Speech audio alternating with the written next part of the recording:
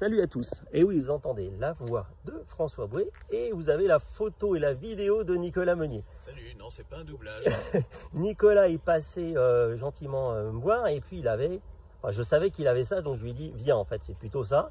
Et comme c'est un produit que je trouve absolument sympa et que j'ai pas eu l'occasion d'essayer, on a été faire un petit tour et puis je me suis dit que ça serait sympa de faire un peu le débrief de son essai, donc du nouveau, enfin, maintenant qui est plus nouveau, mais du Defender 3 portes et en version utilitaire et qui a tout plein de trucs sympas. Donc c'est quoi les trucs, enfin déjà la motorisation et la version un peu décrit là. Ouais, alors tu dis que c'est pas nouveau, mais en fait il a été lancé il y a un an, mais ils ont tout remis à plat au niveau de la gamme cette année, pour la gamme 2021, c'est-à-dire que toutes les versions qui étaient vendues l'an dernier, où il y avait quasiment que du 4 cylindres diesel, elles ont dégagé du catalogue.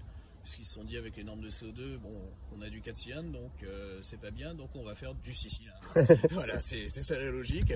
Donc maintenant, en fait, tous les diesels sont en 6 cylindres, y compris cette version de base qui fait 200 chevaux. Boîte auto. Boîte auto, il n'y a que de la boîte auto, ZF à 8 rapports. Et aussi, ils en ont profité pour lancer du V8 et de l'hybride rechargeable, mais sur les versions longues. Et donc cette version utilitaire est disponible qu'en 200 chevaux.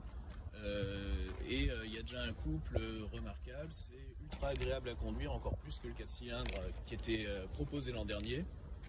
Donc en fait ça n'a rien d'un utilitaire, hein, quand on se rappelle les anciens Defender qui étaient rugueux à conduire, qui étaient vraiment pas super fréquentables sur la route, là c'est le jour et la nuit. Ben, on regardera à l'intérieur, mais je fais juste un petit passage pour vous montrer. Et puis ce qu'on adore l'un comme l'autre, c'est le look, c'est-à-dire avec les jantes tôle. Il fait utilitaire, mais enfin c'est un utilitaire de luxe, mais surtout il retrouve vraiment, moi je vais faire des grands mots de marketeux, mais l'ADN vraiment pour moi c'est ce que tu dis, l'ADN de la marque et du produit avec les petites vitres à l'arrière. Nous quand on chicane on dit que ça ressemble à la Rancho et on aime bien la Rancho, mais bon c'est la référence au disco et puis aussi au Land, au 88 et au 110 de la belle époque. C'est ça, et puis tu peux choisir la couleur de ton toit, même sur cette version utilitaire, tu peux avoir le toit couleur carrosserie avec les panneaux latéraux noirs où tu as l'impression que du coup il n'est pas utilitaire parce que comme les vitres avant sont relativement teintées, ça te fait une continuité. Sinon tu peux avoir la partie toute noire ou toute blanche comme ici. Donc vraiment même l'utilitaire, il y a un vrai look. Et tu t'imagines ça avec la raison sociale d'une société écrite à l'ancienne, tu sais, en plein et délié avec un pinceau qui va bien et ça peut être sacrément cool. On est en plein dans notre goût pour l'anglais et pour l'anglaise. Ouais. Ouvre la porte et montre-nous un peu et dis-nous un peu ce que tu as retenu de l'intérieur. Alors l'intérieur, donc c'est la version de base, mais comme on disait, la version de base, on va allumer le contact parce qu'il y a des écrans justement. La version de base n'a plus rien à voir avec ce qu'on connaissait à l'époque. Donc il y a deux écrans, un au milieu des compteurs et puis l'écran tactile central. Et ce que je trouve dommage pour cette version utilitaire, c'est que du coup on ne peut pas nettoyer l'intérieur au jet d'eau à cause de ces écrans, alors que pourtant le tissu des sièges est imperméable.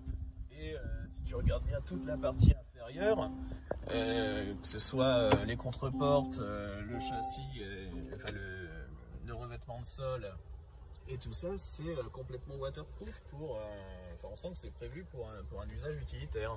Alors moi ce que j'ai trouvé sympa, c'était, je le prenais, c'était l'écran intérieur, le rétroviseur intérieur, qui s'adapte au fait que ça soit un utilitaire et que tu n'as pas de vision derrière. Et ça c'est vachement pratique. Alors c'est disponible aussi sur les autres versions, mais en fait là ça a une vraie utilité parce que sinon la vue arrière, entre la roue de secours et la cloison centrale tu vois vraiment pas grand chose. Par contre moi je trouve que sur les versions standards c'est un peu perturbant parce que quand tu regardes ton rétroviseur normalement l'image elle est super loin et ça correspond à où tu portes ton regard quand tu conduis sur autoroute. Et là par contre tu te retrouves avec une image qui est juste sous ton nez où tu as un petit temps de réaction de la part des yeux, tu es obligé d'accommoder et c'est un peu perturbant sur une voiture standard. Alors moi j'ai découvert aussi une chose, c'est que cette version là elle peut avoir une place au milieu centrale. Alors attends, reste là, je vais passer de l'autre côté pour faire la démonstration. Et donc ça c'est quand même une valeur ajoutée parce que je vous rappelle que là c'est une version où vous êtes en utilitaire, donc vous ne payez pas de taxes, mais vous avez 3 places, ce qui est quand même une subtilité, mais que je trouve carrément sympa. Alors il faut pas être gros non plus, ni super grand parce qu'on a les pieds au niveau de la console centrale. Non mais c'est vraiment du dépannage, mais par contre tu as 2 gosses à déposer, tu as quelque chose à faire où tu n'es pas seulement 2, c'est quand même une très grosse différence, quoi, moi je trouve. C'est ça, et c'est disponible aussi sur...